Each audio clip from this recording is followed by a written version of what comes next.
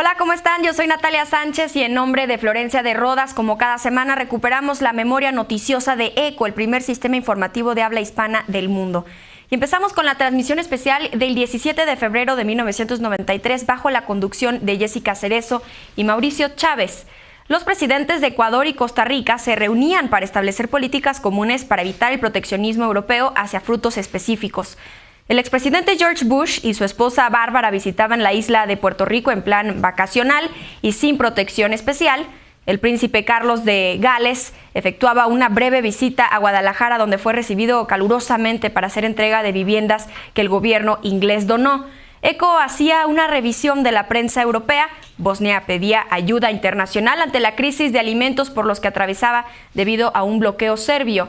Austria y Alemania proponían cuotas a la migración hacia Europa en una cumbre sobre el tema en Hungría, y en Líbano había enfrentamientos entre tropas israelíes y guerrilleros. Esta es la narración original.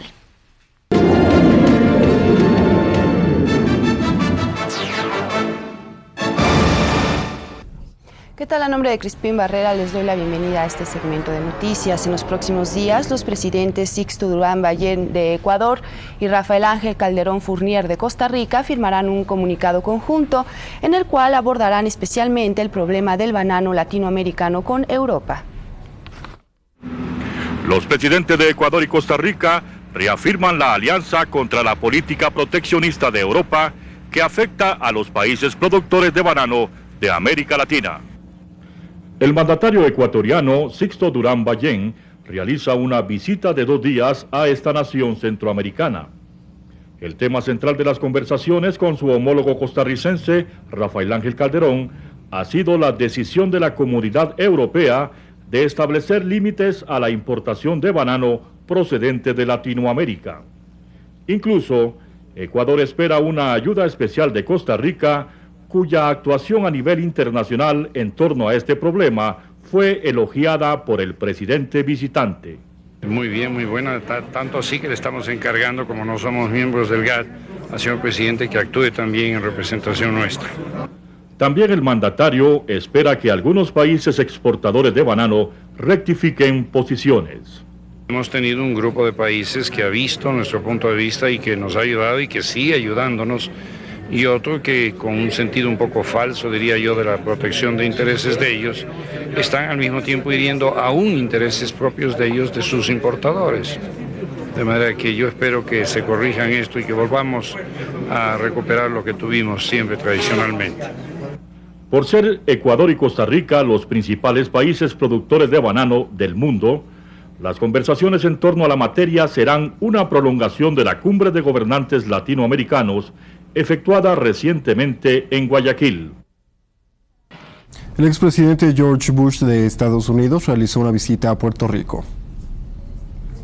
El presidente de los Estados Unidos, George Bush, visitó Puerto Rico como parte del itinerario de sus vacaciones por el Caribe, acompañado por su esposa Bárbara Bush.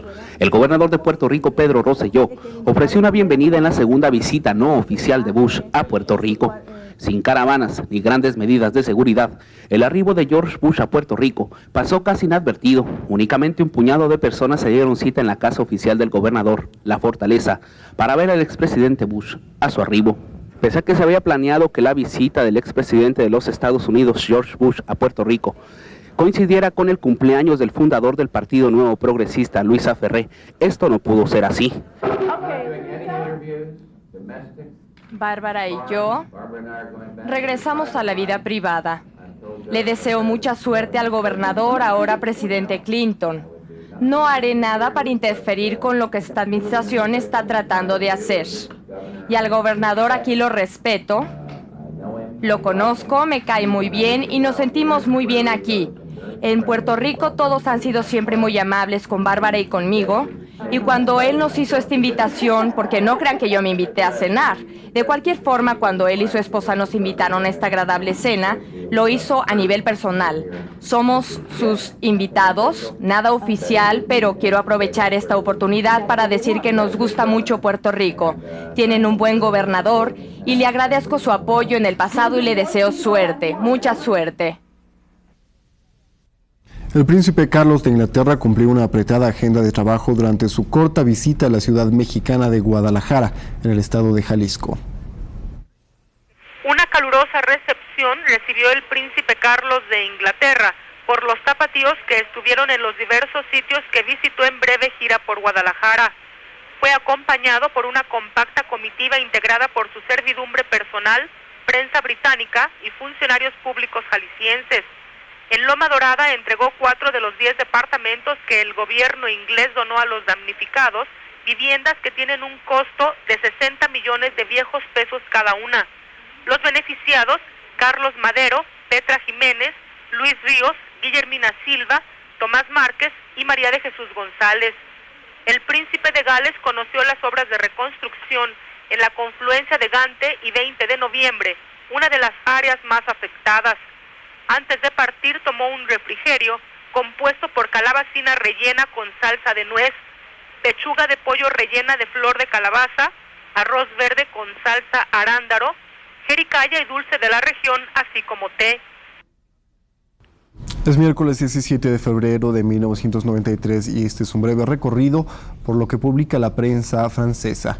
El diario Le Monde informa que en contradicción con las promesas electorales hechas durante su campaña, Bill Clinton, presidente de Estados Unidos, anunció sacrificios para las clases medias. Destaca que en el transcurso de un programa televisado, Clinton hizo un llamado al patriotismo de la ciudadanía para reducir el déficit presupuestario.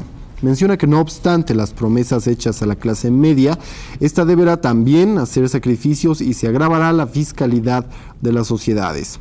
Agrega que el presidente Clinton presentará su programa económico en el Congreso hoy, 17 de febrero, para deliberar su mensaje de equidad social. En otra de sus notas, el matutino destaca la cooperación y los procesos democráticos en África. Subraya que el gobierno francés trata de evitar una explosión en la República Africana de Togo. Agrega que no obstante el fracaso de las negociaciones entre la oposición y los representantes del general Eyadema, Francia permanece disponible para reactivar el proceso democrático de Togo. Menciona que durante la entrevista que dio Marcel Debarge, ministro delegado de la Cooperación y del Desarrollo, subraya que Francia debe acompañar a los países africanos sobre el camino de la democracia sin imponer sus puntos de vista. Añade que el funcionario francés estimó cada vez más necesario promover proyectos de desarrollo a una escala regional. En más información, Le Monde comenta que la reforma de la Constitución de Francia propuesta por un comité de expertos no modifica los equilibrios del poder dentro del sistema político. Menciona que Alain Lancelot, miembro del comité de revisión, afirmó que la reforma será objeto de un proyecto de ley que debe ser presentado en los próximos 15 días. Señala que los miembros del comité de revisión nombrados por François Mitterrand, presidente de Francia, no pudieron dilucidar la única cuestión que apasionó a la opinión pública debido a sus eventuales consecuencias sobre el mandatario. Agrega que esta se debe a la duración del mandato presidencial, actualmente de 7 años renovable. Añade que además de prolongar la duración de sus sesiones, los expertos propusieron que cada nuevo gobierno obtenga un voto de investidura en el Parlamento para reforzar el papel del órgano legislativo. Habitantes de la localidad de Srebrenica en Bosnia Oriental solicitaron a la comunidad internacional ayuda humanitaria para que superen la hambruna que afecta a esa región. Este martes, por la escasez de alimentos, murieron por lo menos 20 personas. Fuentes locales informaron que en las poblaciones de Sepa, Cerska y Gorazde fallecieron otras 78 personas por la misma causa. Deseamos que no olviden a decenas de miles de civiles sitiados, manifestaron los solicitantes bosnios. La ayuda internacional enviada a la zona del conflicto sigue bloqueada por las milicias serbias en Bosnia. Un convoy de 10 camiones con 67 toneladas de asistencia para la localidad de Cerska continúa detenido desde hace 3 días. Los serbios bosnios justifican el bloqueo por la intensa ofensiva musulmana en la zona. Mientras tanto, los países miembros de la Unión Europea Occidental decidieron aplicar un proyecto militar en Sarajevo, la capital de Bosnia y Herzegovina. La medida tiene el propósito de brindar seguridad y protección en la zona. Los embajadores de los países integrantes de la Unión acordaron solicitar a oficiales militares la estructura de un plan de cooperación que solo será aplicado en caso de que la Organización de las Naciones Unidas lo apruebe. Austria y Alemania propusieron que en Europa se establezca un contingente anual de inmigración y se elabore una convención europea sobre migración. Ministros de Asuntos Interiores de 35 países europeos se han reunido en Budapest con el objetivo de discutir la problemática de la migración ilegal en el continente. Los delegados de la conferencia unánimemente han anunciado que sus países ya casi están llenos, sin capacidad de recibir inmigrantes quienes por motivos económicos buscan amparo en los países de Europa. Con la recesión económica parece que se ha acabado la tolerancia en la admisión de los inmigrantes ilegales procedentes desde otros continentes y los países de Europa de este. Austria y Alemania en la conferencia proponía que los países establezcan un contingente anual de inmigración y la elaboración de una convención europea sobre la migración. Al mismo tiempo, los delegados han llegado a un consenso según el cual tomarán medidas jurídicas y administrativas muy serias en interés de impedir la inmigración ilegal. En el futuro, conjuntamente desarrollarán esfuerzos en interés de la liquidación de las bandas internacionales de coyotes. Los países de Europa centro-oriental han pedido ayuda económica de los países de Europa occidental en interés de repatriar a los inmigrantes ilegales a sus países natales. En la conferencia, todos los participantes han subrayado que posiblemente la inmigración ilegal es un motivo esencial de las manifestaciones y disturbios racistas en los países europeos y también se nota una correlación bastante marcada entre la migración ilegal y el crecimiento de la delincuencia. Una patrulla de infantería del ejército israelí dio muerte a 2 guerrilleros en Líbano meridional. Un soldado resultó herido en el enfrentamiento, el cual se produjo en las inmediaciones de la aldea de Shakra, en el sector oriental de la zona de seguridad. Según fuentes libanesas, los guerrilleros eran 4 y 2 pertenecían al Frente Popular para la Liberación de Palestina y otros 2 a la organización libanesa Amal. La confrontación armada se produjo en momentos de gran tensión debido a que se cumplió el primer aniversario de la muerte del Sheikh Abbas Mosawi, ex líder de Hezbollah. Este fue el segundo choque armado entre soldados y guerrilleros desde el pasado domingo, cuando otra patrulla de Israel mató a 2 militantes de Hezbollah al norte de la localidad libanesa de Bint Jebel. Y hoy miércoles el volcán Mayón de Filipinas volvió a arrojar lava y materiales candentes. El monte entró en erupción el pasado día 2 de febrero. A la fecha han muerto 68 personas, decenas han resultado heridas y otras 10 se encuentran desaparecidas. Por otra parte, al menos 60.000 personas se han refugiado en centros de evacuación supervisados por organismos gubernamentales tras abandonar sus viviendas situadas en las cercanías del volcán. Los ríos de lava que surgen del cráter se desplazan lentamente y hasta el momento no representan ningún peligro para las aldeas próximas. Los científicos filipinos han establecido un radio de peligro permanente de 6 kilómetros alrededor del volcán y de 10 kilómetros en el entorno de la falda orientada hacia el sudeste. El intercambio comercial entre Japón y Estados Unidos dominará la agenda de los dos países en un futuro inmediato. Un alto funcionario en la Cancillería japonesa indicó que las prioridades con que miran las relaciones bilaterales, tanto el gobierno japonés como la nueva administración del gobierno norteamericano, son diferentes.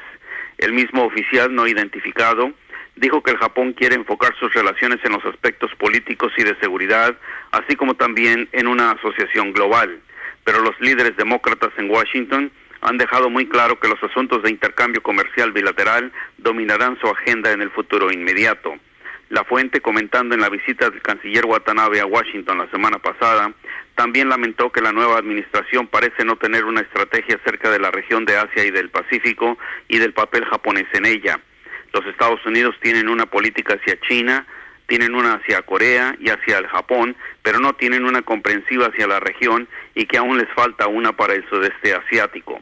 La japonesa parece estar reducida a mantener el pacto de seguridad y reducir el intercambio comercial. La reducción de este fenómeno, que es natural, es también muy difícil de efectuarse de inmediato y requiere acciones de ambos lados. Mongolia vivirá en junio próximo las primeras elecciones presidenciales realizadas por voto universal de toda su historia. Fuentes del Ministerio de Asuntos Exteriores indicaron que hasta ahora el jefe del Estado era electo por los miembros del Parlamento. Añadieron que el Congreso local adoptó esta reforma electoral en su sesión de otoño. Mongolia fue el primer país comunista asiático que abrazó el marxismo-leninismo en 1921 y el primero que abandonó esa ideología para adoptar el pluralismo político y la economía de mercado en 1990. Analistas señalaron que Mongolia, con un vasto territorio ubicado entre China y Rusia y con 2,5 millones de habitantes, actualmente atraviesa por una crisis económica. Gracias por su compañía.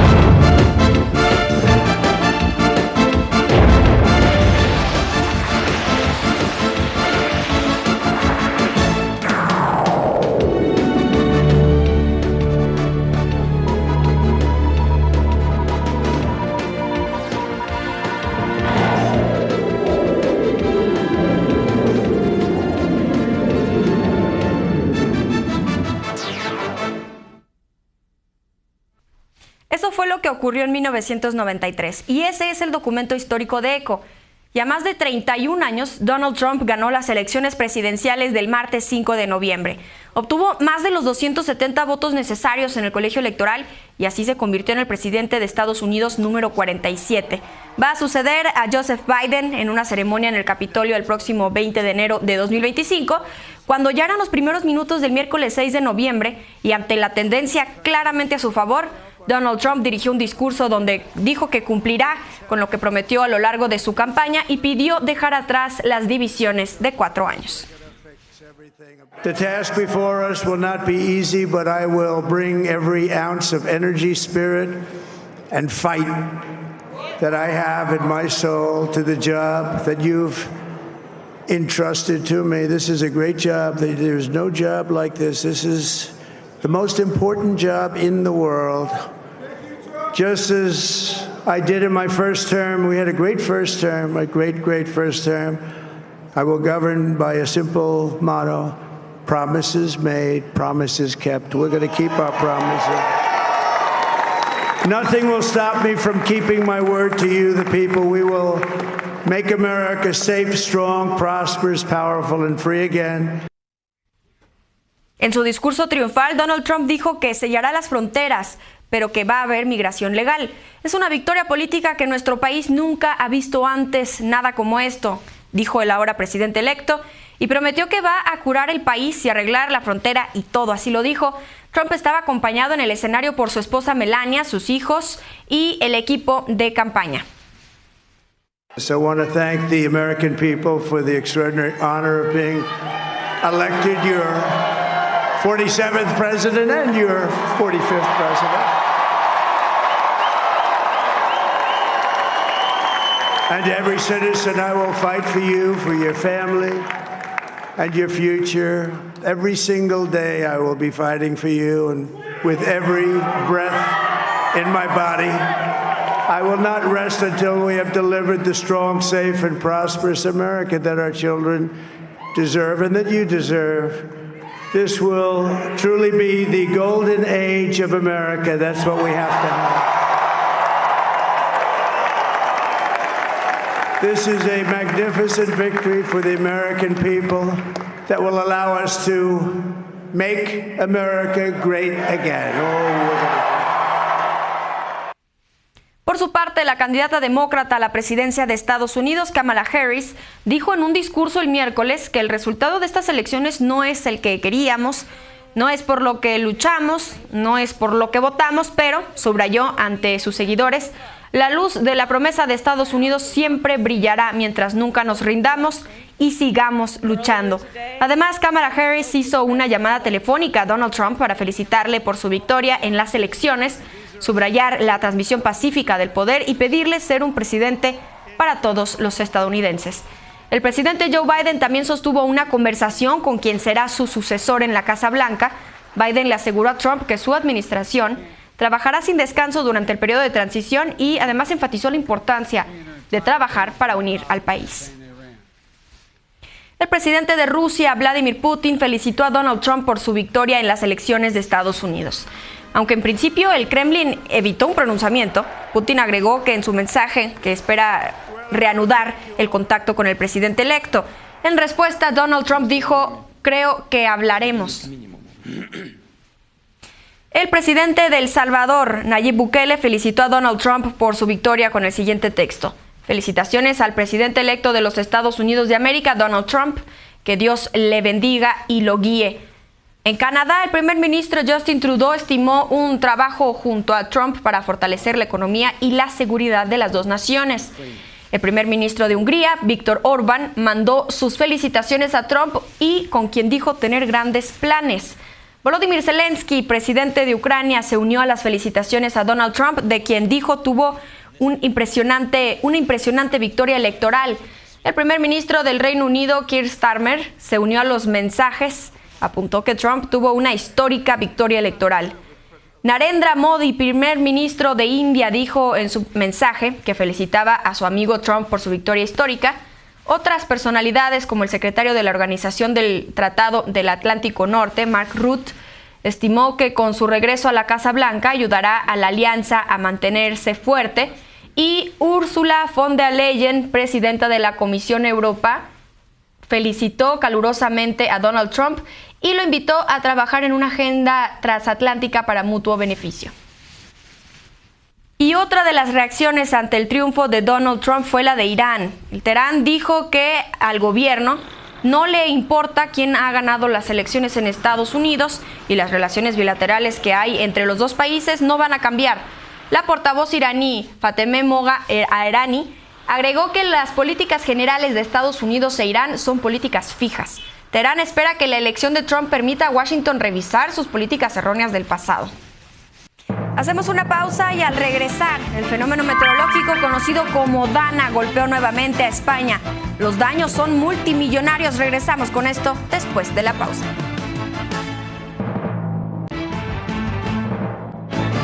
Estamos de regreso. En España, los servicios de emergencia continuaron la búsqueda de víctimas tras las inundaciones y lluvias torrenciales generadas por el fenómeno meteorológico Dana. Se emitió una alerta roja el lunes por peligro extremo. El jueves las lluvias provocaron inundaciones en Girona.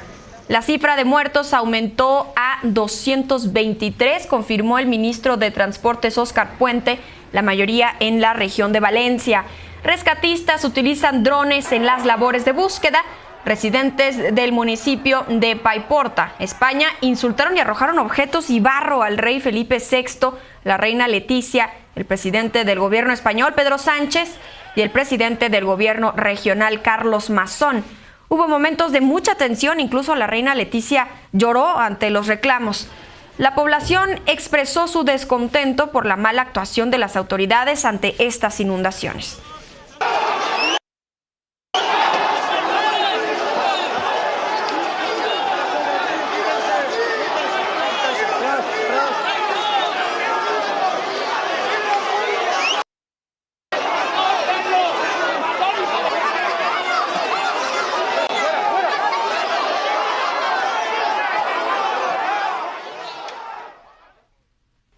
Rusia lanzó al menos 71 drones Shahed de fabricación iraní contra objetivos en suelo ucraniano. Las defensas reportaron que 39 drones fueron derribados y 21 desaparecieron de los radares. Otros 5, al parecer, regresaron a Rusia. Algunos edificios de Kiev resultaron con daños por los fragmentos de los drones interceptados. La alerta duró 5 horas. Nuevamente la ciudad de Zaporilla fue alcanzada por fuego ruso y se reportó un avance hacia Pokrovsk, cerca de Donbass. Rusia trasladó más de 7,000 soldados norcoreanos a zonas cercanas a la frontera con Ucrania en la última semana de octubre, y según informó la inteligencia militar ucraniana. Las tropas norcoreanas fueron transportadas desde el este de Rusia y con la ayuda de al menos 28 aviones militares. El presidente ucraniano Volodymyr Zelensky podría llevar a cabo ataques contra esas tropas detectadas si cuenta con el permiso de los países aliados o como respuesta a una agresión de los soldados de Corea del Norte. El miércoles, tropas norcoreanas tuvieron enfrentamientos en apoyo de una brigada rusa en la región de Kursk, lo que fue confirmado poco después por el presidente Volodymyr Zelensky.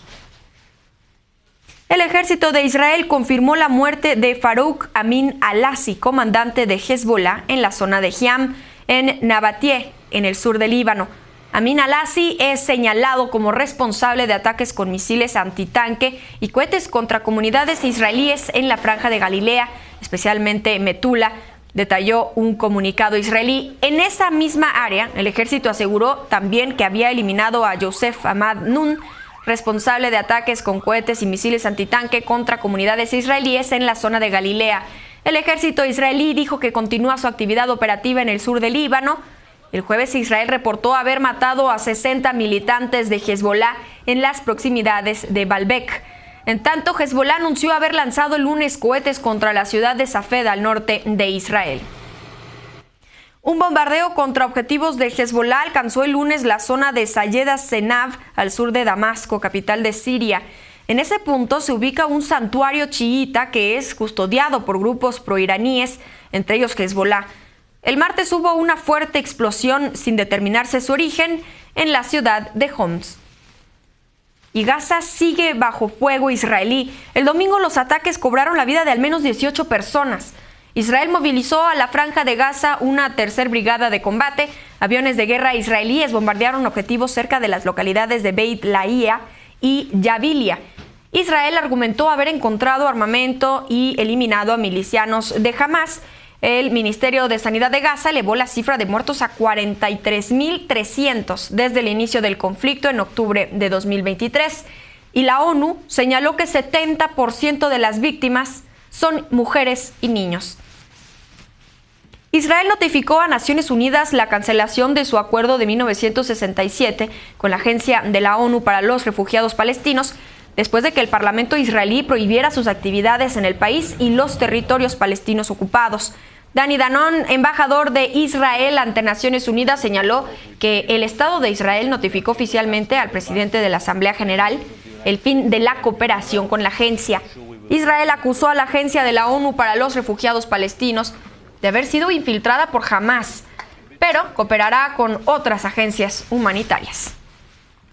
The state of Israel will continue to cooperate with humanitarian organizations, but not with organizations that promote terrorism against us.